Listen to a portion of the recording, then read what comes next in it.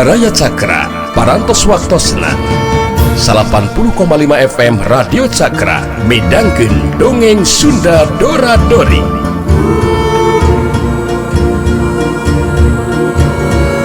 Simkuring sapara kanca ngahaturkeun wilujeng ngadangukeun.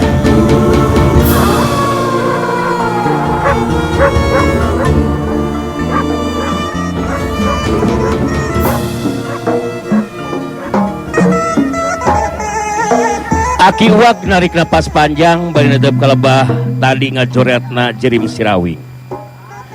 Anu saking ku cepetna gerakan sirawing esungan sakilat geus ngiles teu katingali. Cek dewek oge sirawing teh euy. Memang lain lawan atah deuleu bewok. Dewek anu geus lila moyan makalangan nyata teu mampu ngimbanganana euy. Nyumadak teu bisa diantepkeun lila-lila ta sirawing teh. Kawila ngabahayakeun bewok. Beuki lila bakal beuki hese liangan tandinganna sirawing euy. Ulin kaluhunan teh lami banda tata gerak anu arane. Nyumadak sirawing kudu bisa buru-buru disingkirkeun bewok. Kumaha kaharti teh sia teh ha?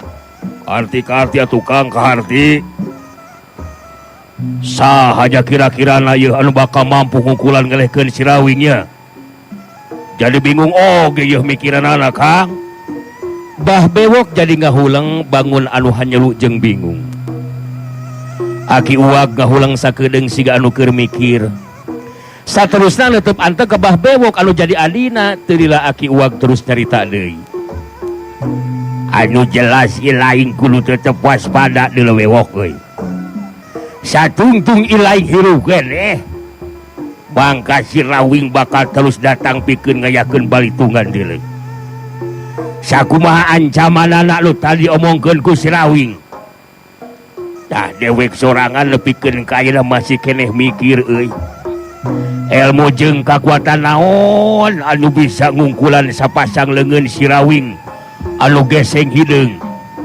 Anu nyata nyidem kakuatan anu kawilang rosa.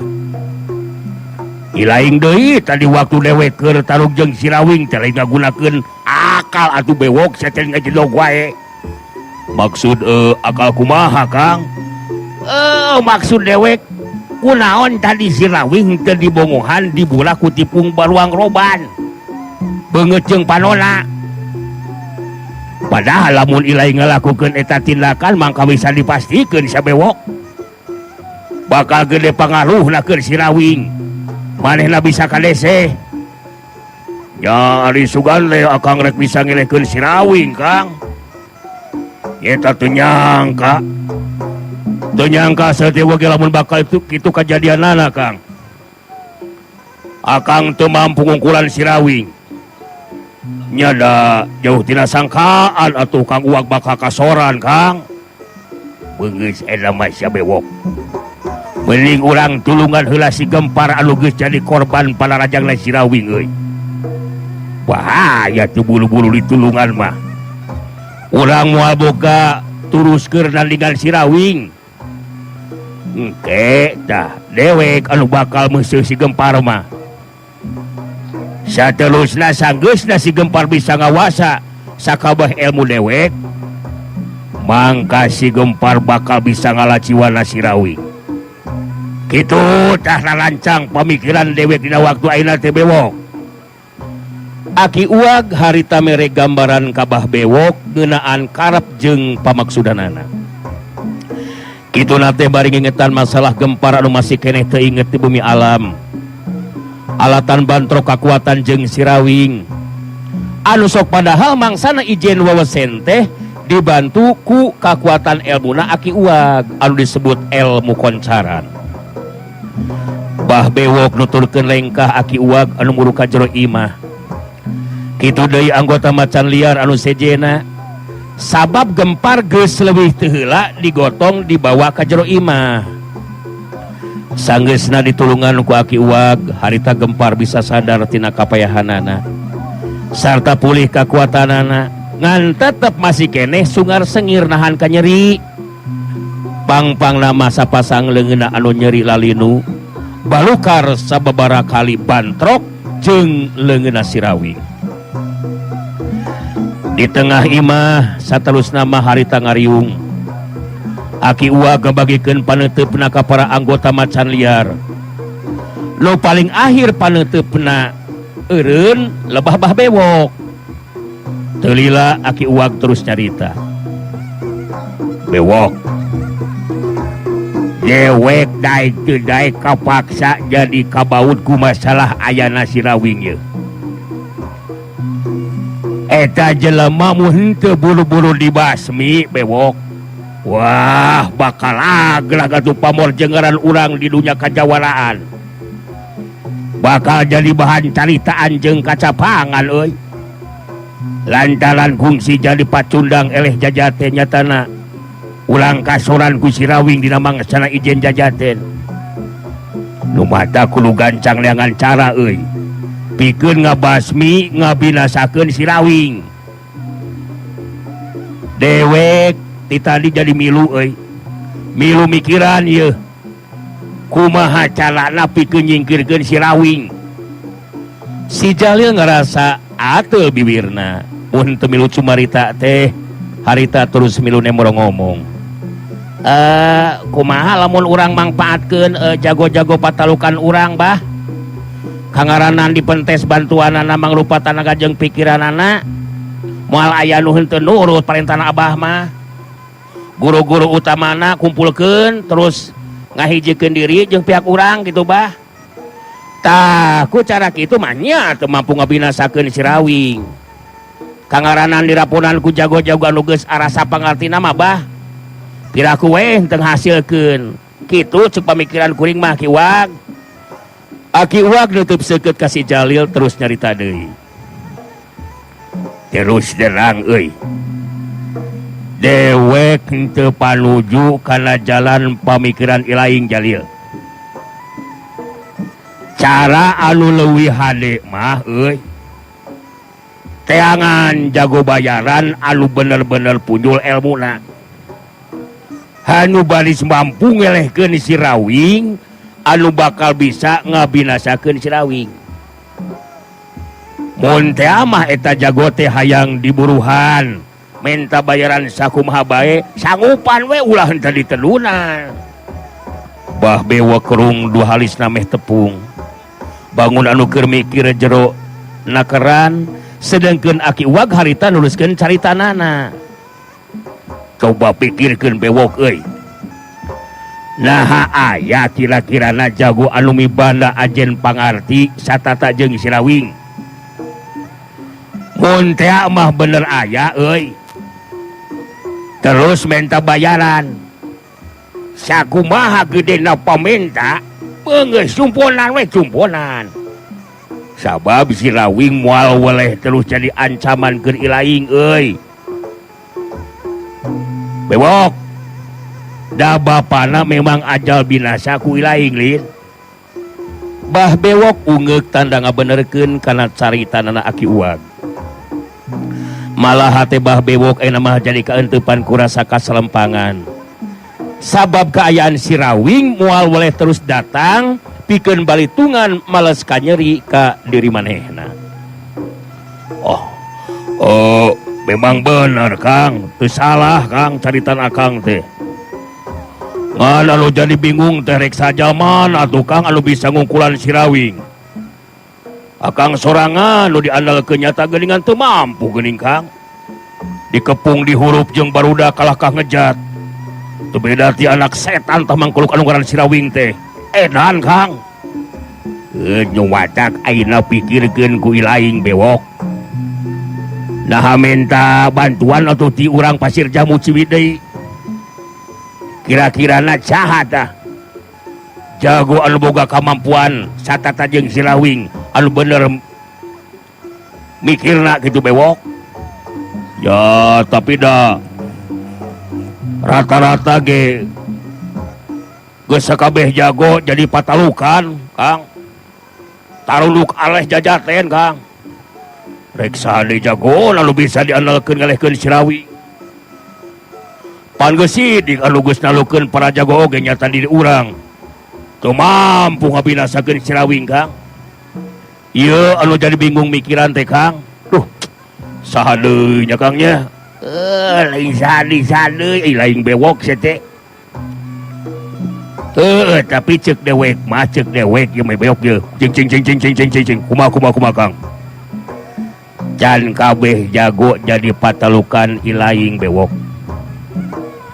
Pastina oge masih keneh loba jago-jago anu sejena deuleu. Anu masih kene can nemongkeun diri. Jadi dewek boga keyakinan pastilah aya jago anu bakal mampu ngukulan ilmu sirawing. Lumada kudu aya upaya atawa tareka anu sejen ieu mah bewok. Maksud akang upaya nu kumaha cikan jelaskeun Kang? Aki uag gahulang sakedeung. Terus muterkeun paneutupna ka para anggota macan liar teu lila terus nyarita deui. Geus eueuh deui cara ayeuna mah euy. Ku ilaing sakabeh para anggota macan liar embarkeun ngeunaan sayembara. Sing saha bae anu bisa ngabinasakeun si Rawing mawa sirahna ka pihak urang, mangka bakal menang hadiah seperti perhiasan anu mahal hargana euy. Ku cara sayembara anu saperti kitu mangka jago-jago anu acan talurun gunung, jago anu salila ieu narumpi diri bakal tarandang makalangan euy. Miluan kana eta sayembara. Ngan anu ngembarakeunana kudu datang ti pupuh pilemuran kitu bewok. Bah bewok kerung beneuteup kaki uag terus nyarita deui. Nah make kudu datang di pupuh pilemuran Kang. Naon sababna teh? Ali ilaing. Sabab lamun datang la eta embaran sayembara teh di ilaing. Keur jago-jago anu lempeng lampah matang tu moal percayaeun bewok. Sarta moal daekeun miluan kana eta sayembara. Malah bari ditambahan warta dina embara teh yen si Rawing kawilang jalma anu ngabayakeun dina tindak tandukna. Geus loba anu jadi korban. Jalma anu teu boga dosa ku manehna. Jago-jago bakal terus meros Rawing. Sedengkeun urang henteu kudu hese capek ya tinggal nungguan hasilna we. Saha jago nu bisa mawa babatokna si Rawing. Kitu tah jalan pemikiran dewek mah bewok. Baleta we hadiahna meuni seperti perhiasan atuh Kang. Kawilang berat atuh urang nyadiakeunana Kang. Maneh montong bodoh deuleu bewokna si laing teh bodoh teh digukut ku sorangan. Montong dipikiran ngeunaan hadiah mah. Sabab ilaing apan bisa ngarampok keur hadiahna mah. Anu penting si Rawing kudu bener-bener bisa disingkirkeun, dibinasakeun. Ya lamun henteu kitu mah kajan ilaing teh moal tenang atuh. Si Rawing bakal terus jadi ancaman. Manehna moal waleh panasaran lamun can bisa malaskan nyeri. Coba sajelemana anu di pilemuran tur bisa dipercaya ku urang sok. Ya nu saila ieu beunang dipercaya mah si Jala Kang. Malah manehna kungsi patelak jeung si Rawing. Nganyeta manehna oge sarua eleh wawasen ku si Rawing Kang. Komo gitu atuh bewok euy. Geus mangpaatkeun tah si Jalak teh.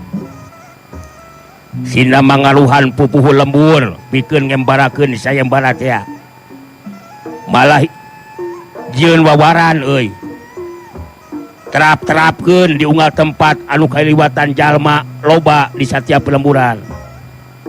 Jelaskeun dina eta wawaran yen sayembara teh bisa diiluan ku saha bae oge gitu. Anu jelas bakal menang hadiah anu nyugemakeun saperti emas perhiasan gitu. Nah bolo-bolo ting saing ge. Jelaskeun anu balik ka si Jala kumaneh ngeunaan ciri-cirina si Rawing. Kitu nah hese ting sete. Kitu tah cara anu kudu dilakukeun ku urang teh bewok.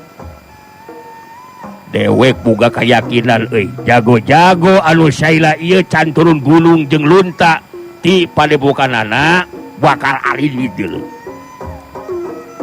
Lantaran ngarasa katarik ku sayembara di antara para jago anu milu kana sayembara. Tangtu bakal aya di antara nama anu mampu ngalajiwana si Rawing. Dewek yakin sia. Dina jero waktu sabulan si Rawing bakal terus kaancam jiwana. Akhirna mah manehna bakal kapetik patina kalajiwana. Kitu da bewok. Bah bewok ungut-ungutan di barung jeung Hegar Paromana. Naon anu dicaritakeun ku Aki Uwag anu jadi lanceukna kawilang kaharti ku manehna. Jalan pamikiran Aki Uwag kawilang cara anu hade pikeun ngungkulan si Rawing anu moal weleh jadi ancaman keur bah bewok. Bener. Nya bener. Hade oge tah jalan pamikiran Kang Uwag teh. Buat kuring mah teu nepikeun kalinya tah pamikiran teh. Memang bener Kang. Ucara kitu mangka ka pihak urang sacara teu langsung bakal loba anu ngabantu dina bangsana nyikirkeun si Rawing. Maneh bakal tetep binasa si Rawing. Kitu diantarana obrolan anu lumangsung dina waktu harita. Naon anu jadi bahan caritaan dina waktu harita henteu leupas tina perhatianna Kartika anu ngadedengekeun di jero kamarna. Kartika teu bisa kaluar da pugu kamarna dikunci ti luar. Kartika hatena jadi kaenteupan ku rasa salempang, hatena seber. Si Rawing bakal disayembarakeun sarta jadi udagan para jago nu katarik ku hadiah gede tur nyugemakeun. Si Rawing jajaka anu pikat cintana bet nembongan dina kongkolak panona. Kartika ngomong sorangan dina jero hatena. Duh, Kang Rawing. Nah, kunaon atuh lalakon kahirupan teh bet jadi kieu, Kang. Asa bagi anggang. Bagi ngajauhan rasa katenangan jeung kabagjaan teh geuningan ka. Ayeuna nu nembongan teh bet kalakaan saman. Kalaka bahaya kana kaselamatan jiwa. Sing waspada Kang Rawing. Anjeun bakal jadi udagan para jago. Dina setiap waktu ancaman kana kaselamatan jiwa bakal terus datang, Kang. Duh, Gusti nu agung. Moga bae Kang Rawing salawasna dina panangtayungan salira anu murah asih. Hate jeung jiwa Kartika barontak bentemikeun anu jadi buah hatena. Bakal disayembarakeun sasat jadi buronan. Jadi udagan setiap jago anu kabita ku hadiah anu gede pangajena. Geus bisa dibayangkeun ku Kartika jago-jago anu talurun gunung. Anu saila ieu teu lunta ti padepokanana jadi arinit pikeun miluan kana sayembara. Lantaran bakal menang hadiah anu gede. Ku ayana eta kanyataan geus bisa dipastikeun si Rawing bakal kaancam. Keur diri si Rawing anu hiup bebarengan jeung Ki Debreng di alam bebas. Sebagian adat tabiatna guruna mangruhan kana jiwana.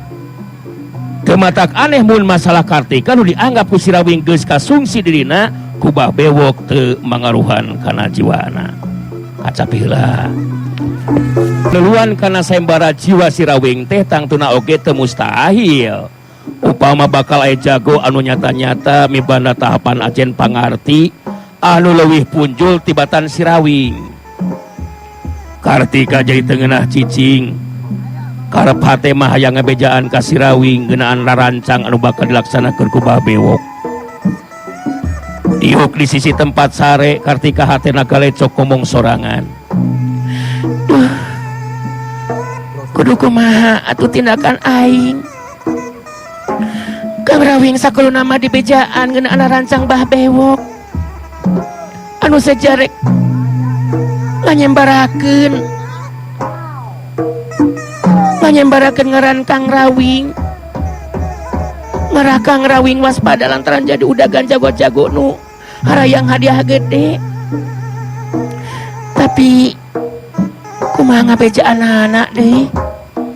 Sasatiri aing sorangan oge geus aya dina cengkraman Bah Bewok. Pamohalan bisa ngaloloskeun diri. Anu puguh mah karingan ti datangna kiamat we ke diri aing. Hancur jalan kehidupan aing lamun tepi kajadi dikawin ku Bah Bewok. Tulungan atuh abdi Kang Rawing. Kesangka nasib urang menjadi seperti kieu Kang Rawing. Kartika jadi rembai Cimata ras inget ka nasib diri anu bakal dikawin ku Bah Bewok. Kahirupan nu bakal ngadatangkeun siksaan ke diri Kartika lir upama aya di neraka. Kartika jadi sasambar kasih rawing buah hatena. Kartika terus ingat kan ini Iswari anu jadi guruna. Minang mere papatah kamuridna sangkan ulah epes meer dina nying hareupan rupa-rupa masalah. Jadi awewe ulah dek disebut makhluk anu lemah. Nu mata kudu bisa kana ilmu bela diri. Ras inget kana papatahna Nini Iswari guruna harita Kartika jadi kahudang sumangatna. Harita Kartika jusutan Cipanona. Benar cek Nini Iswari. Aing lain kudu sedih ngumar Cipanon. Nu puguh mah kudu terus dengan cara metakeun akal sangkan bisa kaloloskeun diri ti ieu patempatan. Bet asa piraku aing kudu ngaulaan Bah Bewok. Sasat anu geus dianggap bapak atawa kolot sorangan. Aing kudu tetep semangat we terus mikir neangan cara pikeun ngaloloskeun diri ieu ti patempatan. Kitu galecokna hate Kartika anu jadi kahudang sumanget jeung kawanina pikeun neangan tareka sangkan dirina bisa salamet lolos ti pamukiman Karaman Macan Liar. Pen di tempat sejen si Rawing sabenerna mah masih kene aya di wewengkon pamukiman Karaman Macan Liar.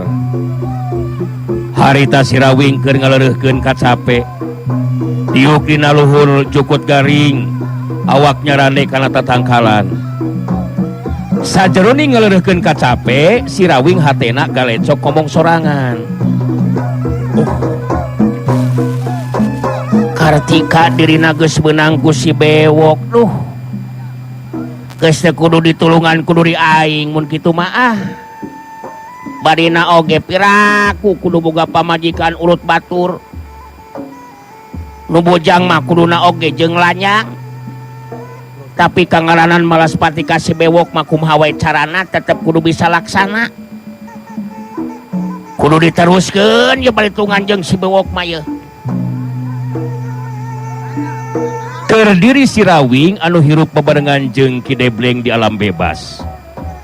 Ngajadikeun sabagian adat tabiat guruna mangaruhan kana jiwana. Teu matak aneh mun masalah Kartika nu dianggap ku si Rawing geus kasungsi dirina ku Bah Bewok teu mangaruhan kana jiwana. Henteu matak jadi bangbaluh keur hate jeung pikiran si Rawing mah tumali jeung kayaan Kartika. Wanoja anu pika cintana ku dirina geus teu suci alatan tindakan Bah Bewok. Babarengan jeung Ki Debleng nu aya di alam bebas ngajadikeun si Rawing oge jiwana jadi bebas. Henteu matak jadi marung kawut jeung nguluwut ku ayana masalah anu tumiba ka dirina Kartika. Garasakeun hiliwirna angin leutik anu ngiciskeun kesangna tur air tempat anu iuh kalinduh ku tatangkalan. Ngajadikeun si Rawing ngalengut nulutan. Manehna terus ngagoler di bantal ku dua leungeunna. Tapi acan oge si Rawing sare tibra. Harita kaseuketan pangdengena anu geus kalatih bet ngadenge sora anu keur laleumpang leuwih ti saurang. Si Rawing ngonea hudang. Manehna geus bisa ngijir anu keur lumampah teh bakal muruk kalebah eta patempatan. sabab memang eueuh di jalan anu sok bisa disorang pikeun nuju ka pamukiman macan liar. Duh, delik dina lengkahna mah aya opatan ieu anu kelalempang teh. Malah nu saurang malengkahna awewe ieu teh. Saha eta jalma nya? Ieu mah kudu tingalikeun tina luhur tatangkalan ieu. Si Rawi ngagunakeun ilmu pangenteng badana. Jirimna ngacurelat beri sakapeung gugurayangan kawas monyet. Curelat celeng, gurayang celeng. Saterusna si Rawing diuk dina dahan tatangkalan bari kaayaan badan kehalangan kudang daunan. Ngajadikeun tenang keur si Rawing mangsa ningali kahanap kalebah tempat bakal disorang ku 4 urang jalma. Kaseuketan pangdenge si Rawing teh telah henteu nyalahan. Anu keun lumampah teh akhirna mah katingali ku si Rawing. Nu lempang duaan nuturkeun ti tukang keur si Rawing geus apal kawilang muridna Ki Jalak. Kungsi Bantrok jeung si Rawing. Anu jadi bahan perhatian keur si Rawing mah nu lempang ti heula bareng jeung Ki Jalak. Kawilang wanoja nu keur maehna mah geus henteu kasamaran eta wanoja teh tayalian ti Narsiah. Si Rawing kerung bari ngagerentos dina jero hatena. Nah, Narsiah bet aya datang ka dieu malah babarengan jeung Ki Jalak. Nah rek aya naon nya? Aya kepentingan naon Narsiah los ka dieu sagarupa? Kabeneran nu keur lumampah teh aleureun heula leureuh bari terus kalobrol. Ki Jalak anu harita cumarita ditujukeun ka Narsiah. Sakedeung deui urang bakal panggih jeung Bah Bewok Narsiah. Jadi geus teu kudu asa-asa, jelaskeun we ka Bah Bewok. Lamun nya ngarasa jadi hate ku si Rawing. Engke di mana panggih jeung Bah Bewok meuning kene jelaskeun we. Di mana ayeuna cicingna si Rawing? Malah leuwih hade deui lamun eta mah dibejakeun ngeunaan cara nu hade pikeun nyangkalak si Rawing. Kitu tah cekula mah Nyai. Ki Jalak, kuring ayeuna pangna milu teh lantaran diancam jeung dipaksa Ki Jalak. Sanajan bener kuring geus eueuh hubungan naon-naon jeung anu ngaran si Rawing, tapi kuring mah bisa hianat ka manehna Ki Jalak. Tujuan kuring pangna hayang panggih jeung Bah Bewok satayana oge ngan saukur hayang nanyakeun jalan nu kudu disorang nuju ka Pilemburan. Rumah salinglung poho deui jalan urang dipilih nu reka Pilemburan. Ulah bulat beuli teu puguh nyarita teh Narsiah. Tadi cenah geus ngomong teu boga hubungan naon-naon ayeuna mah jeung anu ngaran si Rawing teh.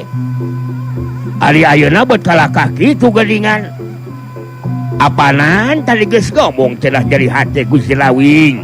Anu teh telah geus boga bebeureuh anyar nu ngaran Kartika. Tapi ayeuna bet kalakah henteu tega. Kangaranan meunang kan jadi hate tur si Rawing geus hianat. Jelas atuh kudu dibales karena si Rawing oge geli. Bisa ngarasakeun akibatna tina tindakan ka Narsiah. Ki Jalak terus mangaruhan Narsiah sangka nurut kana sagarupa caritanana. Sedengkeun Narsiah harita memang keur goncang jiwana sasat maehna ningali langsung kumaha deukeut rakatna hubungan antara si Rawing jeung Kartika. Hate Narsiah jadi sabil antara ngagugu kana caritaan Ki Jalak. Sabab memang aya karep hayang malas ka nyeri mah jeung rasa kanyaahna nu masih kene ngancik dina hatena. Bet henteu mikeun lamun nepikeun ka kudu mancing si Rawing sina datang ka tempatna Bah Bewok. Anu saterusna si Rawing bakal dikakalakeun di ala jiwana. Si Rawing nyerenge seuri. Puguh keur Ki Jalak jeung anu sejenna mah teu yeuh nyahoeun lamun dina luhur tatangkalan teu jauh ti tempat maranehna aya si Rawing anu keur ngabandungan. Si Rawing motongkeun regang leutik bari ngagerendeng ngomong sorangan. Waduh, kudu diwarah ya nu ki patut mah yeuh. Kabeneran harita salah saurang anak buahna Ki Jalak harita aya anu calawak heai. ngan sakilat harita sirawing maledogeun regang garing teh ngagunakeun tanaga lapisanana. Regang garing teh ngablesat kana sasaran. Anak buahna Ki Jalak anu keur heulai teh ngagero kaget jeung nyerieun genggerongna oge sabab regang garing asup kana sungutna anu keur calangap heulai. Ki Jalak jeung anu sejena merhatikeun kana kaayaan nu keur samutut ku regang garing teh. Ku muridna Ki Jalak regang garing anu aya daunan teh gancang dikaluarkeun tina sungutna bari tos nyarita. Bangsat. Setan sia. Saha lu geus kurang ajar ka dewek. Coba teh monggo diri si aing. Montong jumpuh sia jurig. Ki Jalak kabagikeun paneutupna ka sakuliah eta patempatan. Naon nu karanapan ku anak buahna jelas mangrupa ti jalma anu memang ngahaja keur neangan gara-gara. Keur Ki Jalak mah kawilang bingung oge. Naon sabab? Sabab waktosna seep. Waktosna Baraya Cakra geningan waktosna parantos teu nya kapan deui. Cad kanggo dinten ieu dongeng Sunda urang cekapkeun heula mung duy ka dieu enjing urang teraskeun deui nya. Ah kitu. Atuh sementawis sim kuring dora-dori amit mundur amit mungkur hatur nuhun tina sagala rupi perhatosanana. Mios.